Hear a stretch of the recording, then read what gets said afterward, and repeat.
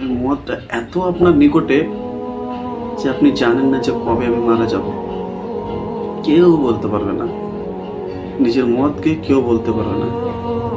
তো আমি আপনি বলি কি যে এখন তো আছি, এখন তো বৃদ্ধ হয়নি, এখন জওয়ানি আছে। কেউ যদি আপনাকে নামাজ পড়তে বলে তো আপনি কি বলে, এখন জওয়ানি আছে, পরে পড়ে নিব না আমি।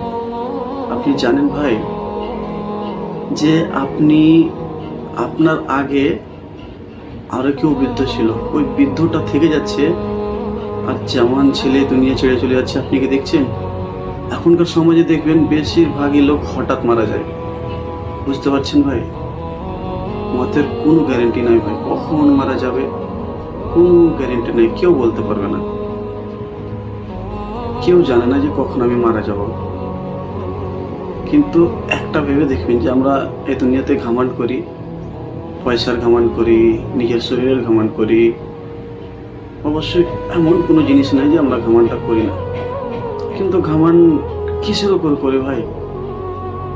এই শরীরটা যা আছে, এই শরীরটা যদি একটু ঠান্ডা লাগে তো সহ্য করতে পারি না। ঠান্ডার জন্য আমাকে কোনো বেশি করে কাপড় পরতে হয়, ঠান্ডার টাইমে আমাকে জ্যাকেট পরতে হয়, গরমের টাইমে আমাকে উপরে হাওয়া হাওয়া লাগাতে হয়।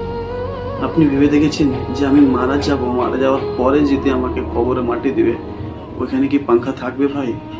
ওখানে কিভাবে থাকবো একবারও ভেবে দেখেছেন ভাই? একটু ভেবে দেখেন যে আমি যখন মারা যাব, এই দুনিয়াতে তো পয়সা দিয়ে এসি কিনে মিলছে, আর তখন তুমি তো পয়সা দিয়ে এসি কিনতে পারবে না ভাই।